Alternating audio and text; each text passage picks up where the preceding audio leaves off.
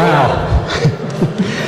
Hey, committee, thank you for all the serious discussion. Is something that it matters this much to everyone in this room. I appreciate that. We took it very seriously in the committee. The committee members, I want to thank them for being patient, because we literally, you talk about a process that was fair. We did our best to make a process that was fair.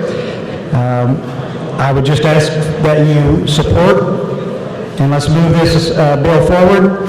So, Mr. Chairman, I move that when the committee rises and reports, to report House Bill 2410 favorable for passage.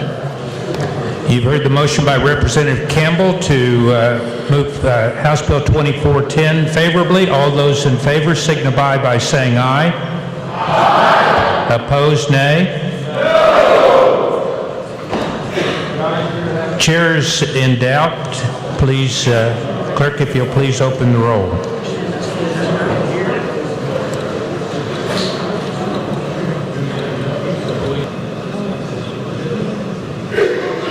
Has everyone had the opportunity to vote?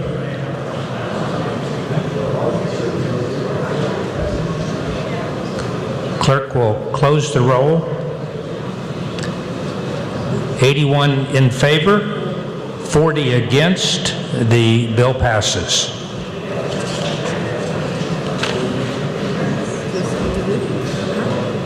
Three-legged stool for constitutionality, the formula, the method of distributing money, adequacy, the amount of money you give schools through that formula, and then the structure. Do you have the resources to make good on the promises you're making on adequacy? Now, in this bill, we did good things on policy. The per pupil, each child getting funded, adding extra for children who have challenges to learning, so that's called weighting, the all-day kindergarten, the at-risk kindergarten. These are all good things.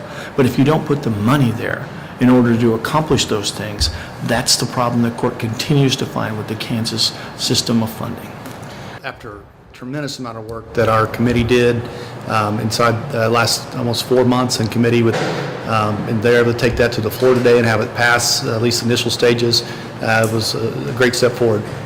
So obviously it's got to go to final action tomorrow? Yes. And then is it going to go back to conference committee, or is it actually going to be presented to the Senate, do you know? Well, no, the Senate has their own bill that I think they kicked out of the committee today, and they plan to have debate on that next week. This isn't a House bill, so it would have to go to them. They'd have to have their own bill. Now, some folks said the funding's just not there, that the Supreme Court says we're still under the 2009 funding. Your thoughts?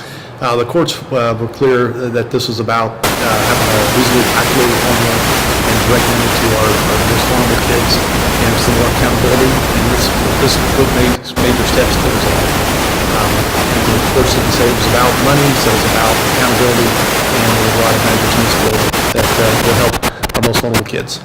What do you do when there's a roadblock and we're not getting to a place where we can pass a tax bill big enough to support a larger revenue package?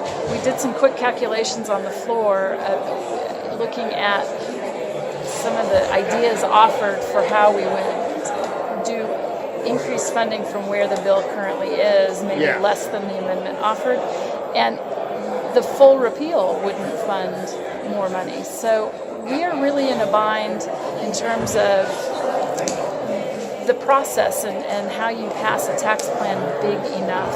So I'm not suggesting I'm satisfied with that solution, but I am trying to guide the formula through this process and bring more money in for our schools. Year one, I don't think is in dispute. It's beyond that where we begin to see not enough increase of funding. So I trust our third branch of government. This is a case that's gone through the system.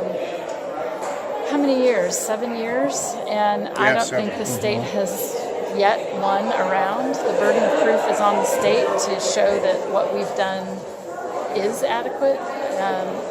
So I don't have a lot of confidence that they'll accept this money, but it's time to give it to them and let them weigh in and tell us. I think if they send it back, it's a game changer in terms of the revenue argument. Right, people will understand that it wasn't enough and be willing to step up. Yeah. Too many people want to see if this will work. So we don't have the numbers. You saw today another attempt to increase the funding. We know the governor won't sign a large, full repeal, that kind of thing. But It's a good first step to advance it forward. We'll see what the Senate wants to do as far as the additional accountability or how they reasonably calculate the amount of money that goes in. Do you believe that the amendment offered by Representative Trimmer would have gotten there? Yes. Okay. Is there some room somewhere in the middle when the bill goes to conference? What would work as far as constitutional funding, in your opinion? I think the amendment that put $200 million in schools for the next 3 years would have been and could have been determined adequate. I think if the Senate accepts this position of lower funding, I think we're back here in a special session, because I do not think the court will accept that. It's woefully underfunded. Okay. I have to admit, I was surprised that there wasn't a second attempt to raise the funding level up. Was that part of the strategy, or is that just? Is there any, I would have been open to any amendments that the other side put forward to increase the funding. When I asked them if they would be willing to look at something, I think 200's pretty low. But if they said I would support 150, we would have looked at a lot of different ideas. They were closed. They said, we're going to take our chances with this. And here's what they're gambling. They're gambling with school children across the state, because if they're wrong, schools close. And that's what they're gambling with. There are a lot of things schools do after they release children in May. And once July 1st comes, the school lunch program that they provide during the summer won't be available because we provide resources. They can't even contract with teachers right now. They can't enter into contracts with teachers because they don't know what their budgets are. There's a number of things that schools have to do in order to implement a budget. Public hearings, opportunity for protest, all kinds of stuff. That's not happening now because they don't have their money. And by this bill becoming law, what we've done is close schools on July 1st and delay that even longer.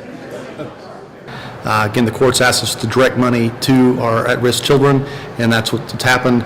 I think anything beyond that is a political question, and how much money you want to put to schools, and if we have so many other needs the state has to balance that with. We've had multiple tries at different tax packages that haven't passed, and so again, we have to balance the entire budget. This is a big piece of that, so we have one more data point to know what we need to do to balance our books.